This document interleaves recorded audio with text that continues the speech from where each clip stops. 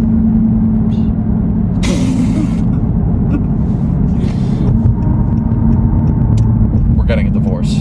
Alright, well, we haven't even gotten married yet, so it should be easy. Yeah, it should be really easy. We are not married yet. I don't want to keep talking anymore.